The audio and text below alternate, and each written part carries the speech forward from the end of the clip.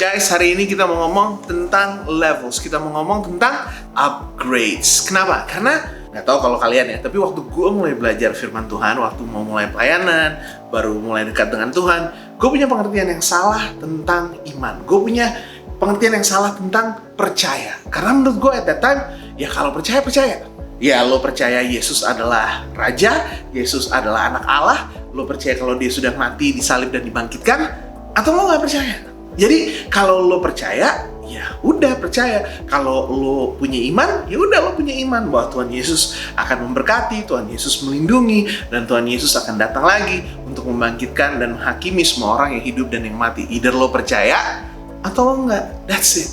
Tapi yang gue perhatiin dari mempelajari firman Tuhan dan juga pengalaman sehari-hari, gue perhatiin bahwa there are different levels. Itu ada level yang berbeda, ada kelas-kelas yang berbeda. Ada iman yang mula-mula, ada iman yang cuma begitu-begitu aja, ada yang iman mati sebelum dia bertumbuh, tapi ada iman yang terus bertumbuh sesuai dengan tantangan yang datang di dalam kehidupan kita. Jadi hari ini kita mau bicara tentang upgrading our faith, naikin level iman dan percaya kita. Dan cerita yang kita akan bahas di Alkitab adalah dari kitab Markus pasalnya yang ke-9.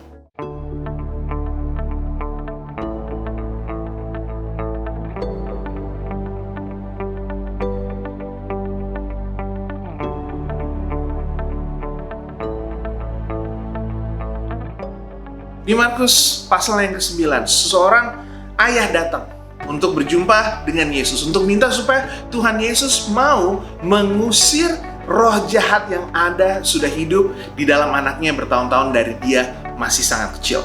Dan waktu dia tiba di tempat itu, dia gak ketemu dengan Tuhan Yesus karena Tuhan Yesus lagi pergi dengan teman-temannya. Jadi yang ada di situ murid-murid Yesus lainnya. Dan di situ dia minta tolong, guys, tolong dong usir setan ini, usir roh jahat ini dari tubuh anak gue.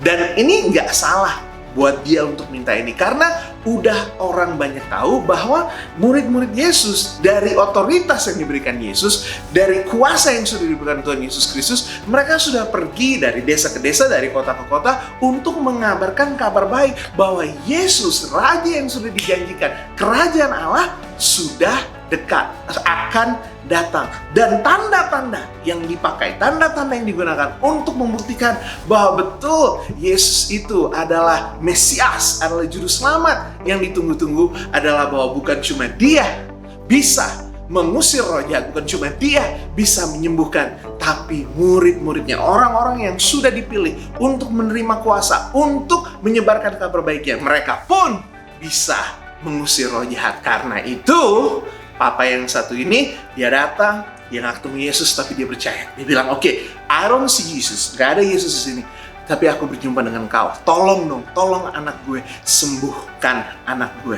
Dan yang terjadi begini, mereka, murid-murid coba untuk menengking.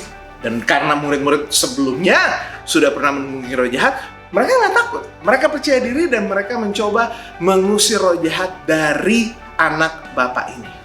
Apa yang terjadi? Mereka gagal. Anak ini tetap kerasukan, anak ini tetap ada di bawah kuasa roh jahat sampai Tuhan Yesus kembali bertemu dengan mereka. Ya kan? Dan di sini kita belajar. Karena waktu Tuhan Yesus berjumpa, kita belajar satu hal. Tuhan Yesus bilang, semuanya mungkin untuk semua orang yang percaya. Jadi maksudnya apa? Dia bilang sama papanya begini, lo tahu gak sih, kalau lo percaya, maka aku bisa dan aku mau untuk menyembuhkan anakmu. Aku mau untuk menengking roh jahat itu. Nah, di sini ada sesuatu yang kita mau belajar hari ini. Adalah suatu pernyataan yang mungkin nggak lagi kamu rasakan, tapi pernah kita rasakan semua di dalam kehidupan kita.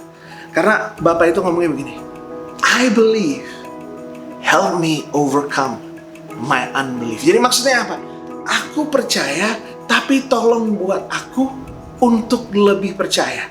Jadi maksudnya, aku percaya, tapi aku masih tidak percaya juga. Jadi ada suatu poin di dalam kehidupan kita, dan kebanyakan kehidupan kita ada di poin tersebut hari-hari ini, bahwa yes, kita percaya Jesus is God, Jesus is good. Tuhan itu baik, Tuhan itu bisa, dan Tuhan itu mau untuk melindungi, menyembuhkan, dan memberkati hidup kita. Tapi di dalam satu sisi yang lain, tapi karena gue lihat anak gue masih sakit, karena gue lihat orang-orang lain yang mencoba menyembuhkan gagal di dalam nama Yesus Kristus. Jadi ada percaya, tapi ada juga ketidakpercayaan. Dan di situ orang itu bilang, iya gue percaya. Kalau gue gak percaya, gue gak kesini Yesus. Kalau gue gak percaya, gue gak minta tolong murid-murid lo. Tapi tolong dong Tuhan Yesus, gue percaya. Tolong bersihin, tolong hilangin, tolong overcome ketidakpercayaan gue. Guys, yang kita harus tahu sebelum kita masuk ke pelajaran berikutnya adalah bahwa yang namanya percaya, yang namanya iman, dan mujizat, dan berkat, dan kemenangan di dalam Tuhan Yesus Kristus, they go hand in hand. Itu ada korelasinya. Mereka itu nggak sendiri-sendiri. Maksudnya apa? Jadi begini, the more you believe, semakin kita percaya, dan sekali lagi, percaya itu nggak cuma satu level. Semakin kita beriman, nggak cuma satu level. Semakin imannya tumbuh, apa yang terjadi? Mujizat, berkat, perlindungan, kuasa daripada Tuhan juga semakin bertumbuh. Makanya orang bilang gitu, oke, my faith is right here. Iman gue di sini Tuhan. Tolong angkat supaya aku bisa jadi lebih percaya. Dan of course Tuhan Yesus usir roh jahat tersebut. Anaknya jatuh, orang pikir mati, tapi Tuhan angkat dan dia boleh sembuh. Nah, ini yang kita harus belajar. Karena setelah orang itu pulang bersama anaknya, setelah musuh-musuhnya Yesus bubar, setelah semua penonton pulang ke rumah masing-masing, mereka masuk ke rumah mereka, dan murid-murid tanya, Jesus, kan kita udah pernah lakukan ini sebelumnya. Ini kan roh jahat, sama seperti roh-roh jahat yang lainnya. Tapi kenapa kali ini kita nggak bisa melakukan mujizat tersebut? Kenapa hari ini kita nggak bisa menengking roh jahat tersebut? Dan dengar, jawaban Tuhan Yesus ini, yang seperti ini cuma bisa diusir lewat doa. Statement ini, ada dua pelajaran yang kita belajar dari statement Tuhan Yesus. It's something so simple, tapi ada dua yang kita belajar. Nomor satu, ada yang seperti ini, ada yang seperti yang lain. You know the ones you have before, yang udah kita berjumpa sebelumnya, yang lo udah pernah tengking sebelumnya, itu seperti yang itu. Tapi ada yang seperti ini. Ada yang seperti yang dulu dari ditengking, ada yang seperti ini. Sekali lagi kita ngomong tentang levels. Jadi maksudnya apa? Si jahat itu, he is attacking you nggak cuma satu volume, you guys. Nggak cuma satu level. Dia bisa dikencengin gitu. Bisa yang level 1, level 2, level 3, on and on. Tapi kalau kita berdoa, level kita juga, iman kita juga, percaya juga, semakin kita berdoa, kita naik lebih tinggi lagi. Yang percaya ketik amin. Melonjaknya kasus COVID-19 di Indonesia membuat banyak sekali warga yang harus antre untuk mendapatkan perawatan di rumah sakit. Tak sedikit warga yang harus duduk di lantai menunggu pemeriksaan. Bahkan ada warga yang juga harus kehilangan anggota keluarganya akibat COVID-19. Kemarin, total sebanyak 2.156.465 orang positif COVID-19 di Indonesia. Sebanyak 58.024 orang meninggal dunia. Tak hanya banyaknya warga yang meninggal dunia akibat COVID-19, tingkat keterisian rumah sakit di sejumlah provinsi juga sudah hampir maksimal. Bahkan tak sedikit rumah sakit yang mengubah instalasi gawat darurat menjadi kamar isolasi pasien COVID-19. Guys, ini yang kita harus belajar hari-hari ini. Karena kalau kamu lihat di luar sana, itu serangannya si jahat tuh tambah lama tambah naik.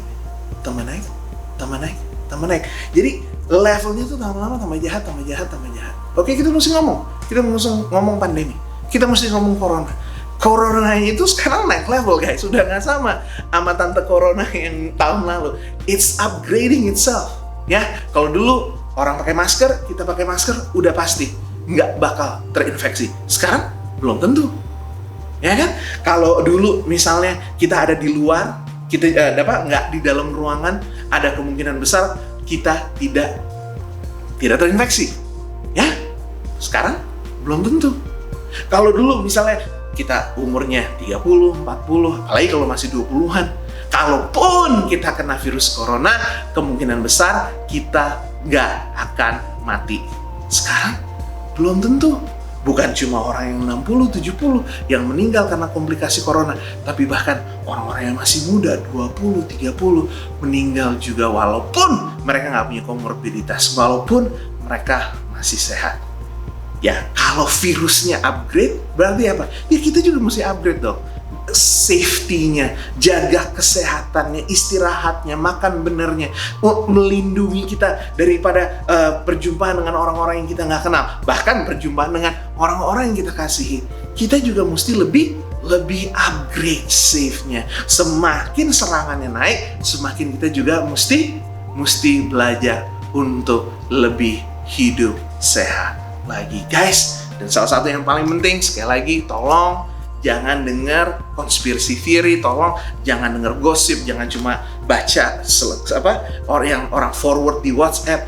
Cari informasi yang benar, dan dari semua informasi yang benar dari organisasi kesehatan, dari dokter-dokter, semuanya bilang apa? Sebelum lo minum obat cacing, sebelum lo minum obat yang aneh-aneh, boleh nggak, lo vaksin aja. Karena memang betul, walaupun yang Delta varian ini orang yang sudah divaksin masih bisa terinfeksi, tapi 98% orang-orang yang ada di ICU yang lagi bertarung hidup dan mati itu mereka belum divaksin. 98% yang sudah divaksin walaupun terkena virus corona, mereka melaporkan bahwa gejalanya itu seperti flu yang sangat-sangat berat.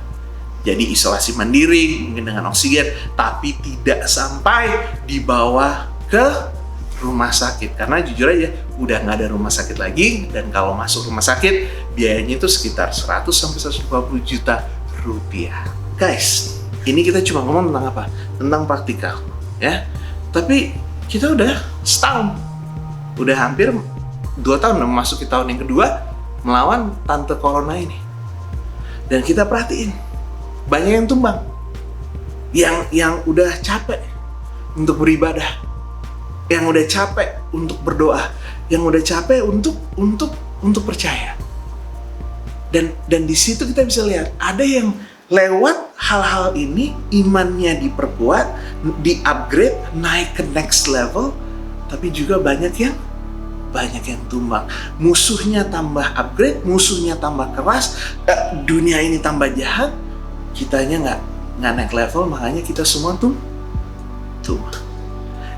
kita mesti naik level. Si jahat upgrade, kita mesti lebih upgrade lagi, karena roh yang ada di dalam kita lebih besar daripada roh yang ada di dunia.